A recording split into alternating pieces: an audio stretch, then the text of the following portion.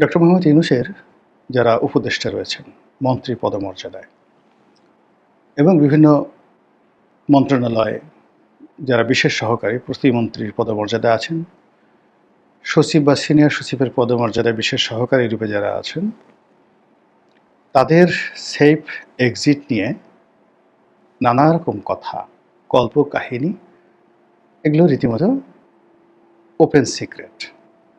এতটা খোলামেলাভাবে বলা হচ্ছে যেটা আজ থেকে ৩-৪ মাস আগে একেবারে অকল্পনীয়। যখন কিংস পার্টি হিসেবে পরিচিত ডক্টর মোহাম্মদ ইউনূস যাদেরকে বলেছেন তার নিয়োগকর্তা, সেই এনসিপির আবার প্রধান জনাব নাহিদ, তিনি যখন বলেন যে কিছু উপদেষ্টা তারা সেফ এক্সিটের জন্য প্রাণান্ত চেষ্টা করছেন এবং কিছু উপদেষ্টা এনসিপির সঙ্গে বা নাহিদ ইসলামদের সঙ্গে বা ছাত্র জনতার সঙ্গে প্রতারণা করেছেন।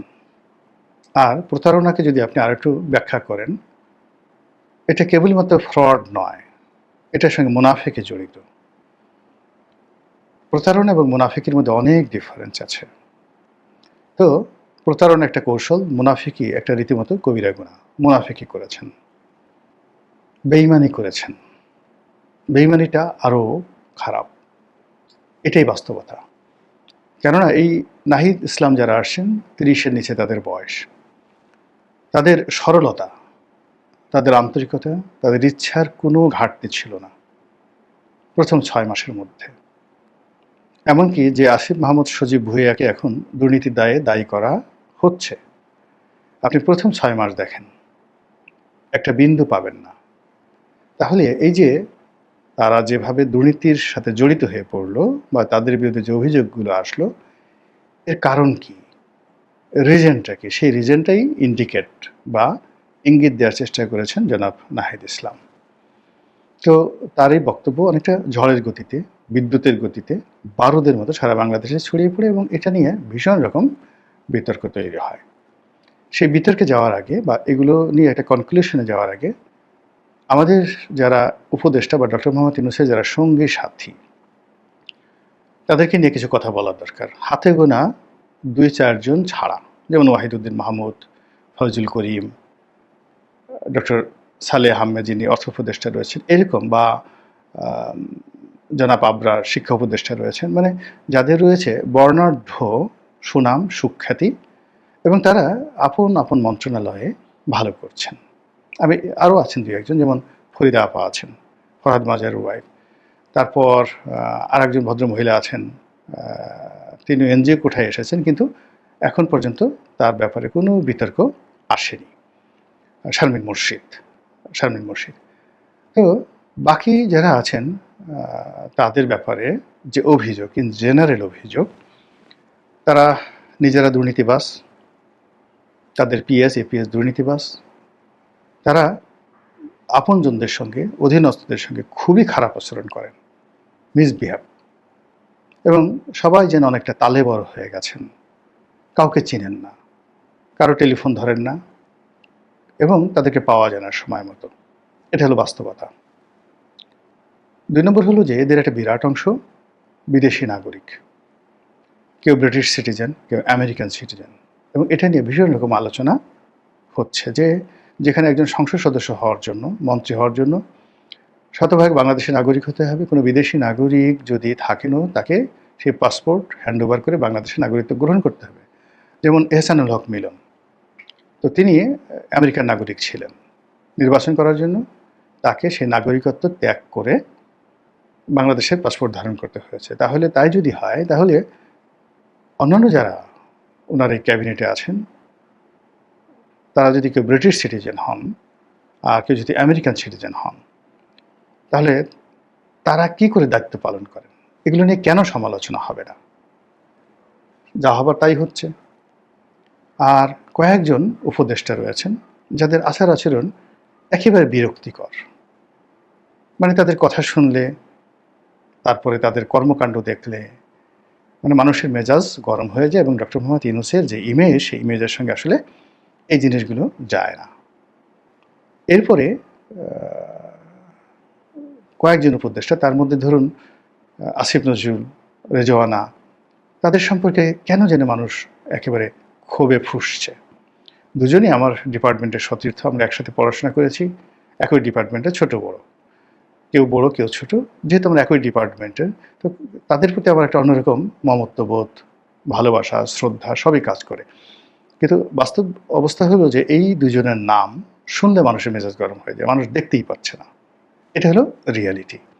এর মধ্যে রেজওয়ানাকে নিয়ে একেবারে বিতর্ক তুঙ্গে, কয়েকটি কারণে। রেজওয়ানার স্বামী, তিনিও আমাদের ডিপার্টমেন্টের ছাত্র, ল ডিপার্টমেন্টের ছাত্র।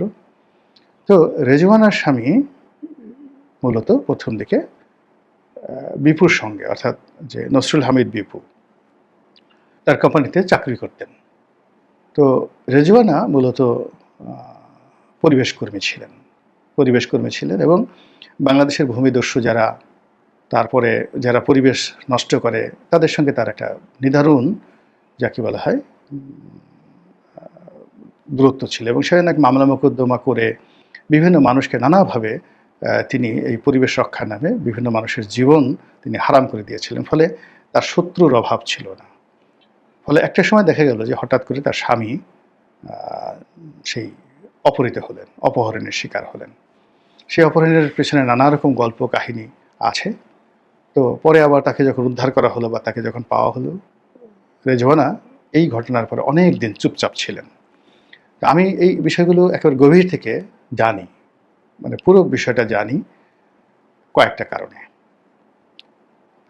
প্রথম কারণ হলো যে বিপু, নসরুল হামিদ বিপু, ঠিক আমার পাশের চেয়ারটিতে বসতেন।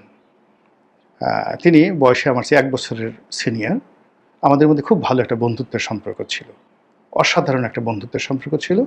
এবং তখনও পর্যন্ত সে মন্ত্রী হয়নি। আমি এটা 2009-10 সনের ঘটনা বলছি। তো অনেক আগের থেকে বিপুর কোম্পানিতে চাকরি করতেন এই রেজওয়ানার স্বামী। পরবর্তীতে বিপু যখন মন্ত্রী হয়ে গেল, তখন সঙ্গত কারণেই তার অনেক কোম্পানির শেয়ার বা যাকে বলা হয় মালিকানা তাকে হস্তান্তর করতে হয়েছে।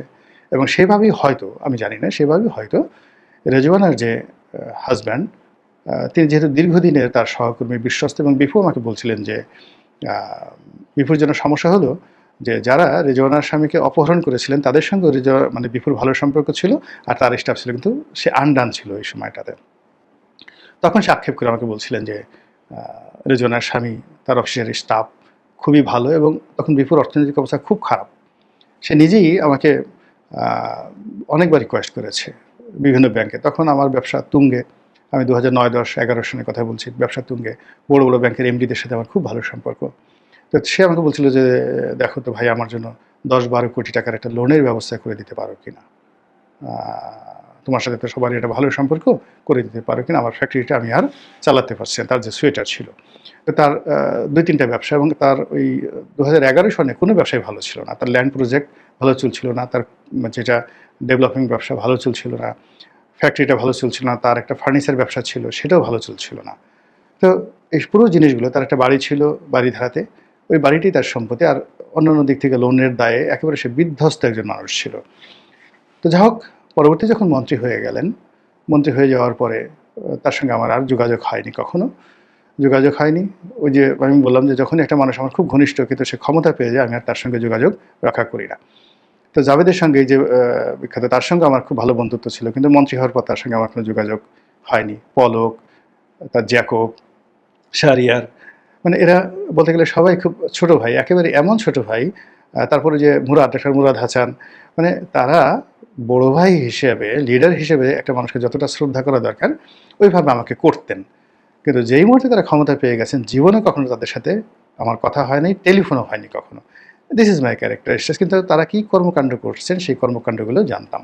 তো এনিওয়ে, তো যখনই বিপু অনেক টাকা পয়সার মালিক হয়ে গেল, দুর্নীতির সাথে জড়িত হয়ে পড়লো, এবং সীমাহীন দুর্নীতি, সে কিন্তু আগের থেকে দুর্নীতি করছিল। কিন্তু মন্ত্রী হওয়ার আগ পর্যন্ত তার দুর্নীতি ছিল এলাকার ওই যে চেয়ারম্যানদের কাছ থেকে টাকা নেওয়া, চাঁদাবাজি করা, এরকম জিনিসগুলো, অনেকটা যাকে বলে খাইস্টা বা স্যাসর যে শব্দগুলো আমরা ব্যবহার করি, ওইরকম কর্মকাণ্ড করতেন তিনি, যতদিন তিনি এমপি ছিলেন, ওইভাবে তার সংসার চালাতে, এবং তার ওই যে ওখানকার যে উপজেলা চেয়ারম্যান ছিল সেই উপজেলা চেয়ারম্যানের মাধ্যমেই তিনি এই কাজগুলো করতেন। কিন্তু হি ওয়াজ ওয়েল বিহেভড ম্যান। আর মন্ত্রী হওয়ার পরে মানে সে দুর্নীতির মাস্টার মাইন্ড। সে সালমান এফ রহমান, তৌফিক এলাহি, আরও মানে পুরো একটা গ্যাং মিলে সে যে কর্মকাণ্ড করেছে, এবং সঙ্গতির কারণেই তার যে ব্যবসা প্রতিষ্ঠানগুলো এখানে তার বিনিয়োগ, তার টাকা পয়সা সব মিলিয়ে একেবারে মুহূর্তের মধ্যে, মানে বাংলাদেশের মধ্যে সবচেয়ে বেশি লেনদেন হয়তো এই মন্ত্রণালয়। এই যে যত তেল গ্যাস কেনা, বিদেশিদের পেমেন্ট দেওয়া, নতুন কূপ খনন করা, সব মিলিয়ে এই মন্ত্রণালয়ের ফাইন্যান্সিয়াল দুর্নীতির সাথে অন্য কোনো মন্ত্রণালয়ের দুর্নীতি তুলনা করা যাবে না। অতীতে বিএনপি যারা ছিল সেই ডক্টর মোশাররফ বলেন, তারপরে তার আগে ছিলেন আরাক মোশাররফ সাহেব, ওই যে সচিব এরশাদের যে জিনাত মোশাররফের হাজব্যান্ড মিস্টার মোশাররফ, মানে সবার মধ্যেই ভীষণ রকম দুর্নীতির অভিযোগ, ভীষণ রকম দুর্নীতির অভিযোগ। কিন্তু আওয়ামী লীগ জমানাতে প্রথম যারা মন্ত্রী ছিলেন সেই মন্ত্রীদের মধ্যে ধরেন ব্রিগেডিয়ার নাম ছিলেন, উনি জীবিত আছেন কিনা জানি না, রিজনেবল অনার্স ছিলেন। তো যাই হোক, এখন এই যে ঘটনাগুলো ঘটছে সেই ঘটনার প্রেক্ষিতে দেখা গেল যে এই বিপুর সহায় সম্পত্তি, তার ব্যবসা বাণিজ্যের সঙ্গে রেজওয়ানার হাজব্যান্ডের যে সম্পর্ক, সেই সম্পর্ক নিয়ে সবাই আলাপ আলোচনা করছে যে সে মানে রেজওয়ানা এবং তার স্বামী তারা এই বিপুর সহায় সম্পত্তি রক্ষা করছে। কিন্তু আমি প্রেক্ষাপট বললাম যে সম্পর্কটা আজকের নয়, অনেক আগের থেকে। কিন্তু এর বাইরে আরও ভয়ঙ্কর খবর হলো যে বিপুর যে আরও সহায় সম্পত্তি, ল্যান্ড প্রপার্টি, যার সঙ্গে রেজওয়ানা বা তার স্বামীর কোনো সম্পর্ক নেই, সেগুলো স্থানীয় বিএনপির বড় বড় নেতারা যেভাবে তারা রক্ষা করছে এবং বিপুর স্বার্থ সংরক্ষণ করছে, আমার কাছে মনে হচ্ছে যে এই মুহূর্তে বাংলাদেশের সবচেয়ে হ্যাপিয়েস্ট ম্যান বিপু আওয়ামী লীগের মধ্যে, আর সবচেয়ে সেফেস্ট নিরাপদ যে যদি কেউ থেকে থাকে, even better than S Alam. S Alam এখনও বাংলাদেশে রাজত্ব করে যাচ্ছেন, তো এস আলমের চাইতেও বিপু এখন ভালো অবস্থানে আছেন। তো এটা রেজওয়ানাকে এবং তার স্বামীকে সে যতই কথা বলুক না কেন বিব্রত করছে। এবং একই সঙ্গে সেন্ট মার্টিনে নিয়ে তার যে চিন্তা চেতনা, বা সে যেভাবে সেন্ট মার্টিনকে দূষণমুক্ত করার নামে পর্যটক বন্ধ রেখেছে, এটা ছড়িয়ে পড়েছে যে এরা আসলে মার্কিন স্বার্থ রক্ষা করে সেন্ট মার্টিনকে আমেরিকা দিতে চাচ্ছে। এই জিনিসগুলো চলে আসছে। এর মধ্যে আরেকজন আছে আদিলুর রহমান শুভ্র, আমাদের ল ডিপার্টমেন্টেরই, সামনে খুব কম আসে, কিন্তু সবার সঙ্গে সে খারাপ আচরণ করে। মানে তার ভাবসাব, আপনি মানে এই লোক যে মানুষের সাথে এতটা খারাপ আচরণ করতে পারে, উগ্র আচরণ করতে পারে, এটা আদিলুর রহমান শুভ্রকে না দেখলে, মানে যারা দেখেছেন এই ক্ষমতা গ্রহণের আগে, তারা বিশ্বাসই করবেন না। সবার সাথে প্রচণ্ড রকমভাবে তার বদনাম ছড়িয়ে পড়েছে। আমি এইভাবে, যেমন আসিফ আহমদ সজীব ভুঁইয়ার বিরুদ্ধে এখন দুর্নীতির অভিযোগ আসছে বা অনেক কিছু আসছে, তো এগুলো নাহিদ ইসলাম থেকে শুরু করে এনসিপির যারা নেতৃবৃন্দ রাজপথে আছেন তাদেরকে চিন্তায় ফেলে দিয়েছে, ডক্টর মোহাম্মদ ইউনূসকে চিন্তায় ফেলে দিয়েছে। এবং সবাই বলার চেষ্টা করছে যে এই যে লোকজন, তাদের সেফ এক্সিট কি, এবং যারাই দুর্নীতি করে, যারাই বিতর্কিত হয়ে পড়ে, তারা সবসময় একটা নিরাপদে পালানোর চেষ্টা করে। তো সেই চেষ্টা অনেকে করছেন, অনেকে বিভিন্ন লোকের সাথে, রাজনৈতিক দলের সাথে যোগাযোগ করছেন বলে নানা রকম বক্তব্য ছড়িয়ে পড়েছে। এটা ছড়িয়ে পড়ার কারণে দেখা গেল এনসিপি যারা নেতৃবৃন্দ তারা বলছেন যে তারা নিরাপদ মানে সেফ এক্সিট পাবেন না, নিরাপদে পালাতে পারবেন না, এবং তাদের নিরাপদে মানে সেফ এক্সিটের একমাত্র যাকে বলা হয় পন্থা হলো মৃত্যু। খুবই ডেঞ্জারাস একটা কথা, এই কথা এনসিপির পক্ষ থেকে বলা হচ্ছে।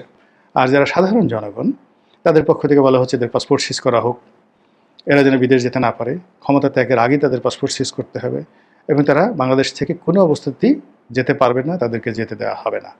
এইরকম যে একটা অবস্থা বাংলাদেশে চলছে, আসলে এরকম তো হওয়ার কথা ছিল না। এখানে আরও অনেক ভালো কিছু হওয়ার কথা ছিল। এর কারণ হলো যে লোকগুলোকে দায়িত্ব দেওয়া হয়েছিল তারা সবাই বাংলাদেশের শ্রেষ্ঠ সন্তান, শিক্ষা দীক্ষায়, পরিবারে, মান মর্যাদায়, সব দিকে। কেন এরকম হলো? কেন আমরা ক্ষমতা দ্বারা এতটা মোহগ্রস্ত হই? কেন আমাদের অভাব, টাকার অভাব, বিলাসিতার অভাব আমাদেরকে কেন কুকর্মে তাড়িত করে? কেন আমরা স্থির থাকতে পারি না? মহান আল্লাহ আমাদের সবাইকে হেদায়েত দান করুন এবং হেফাজত করুন। আসসালামু আলাইকুম ওয়া রাহমাতুল্লাহি ওয়া বারাকাতুহু।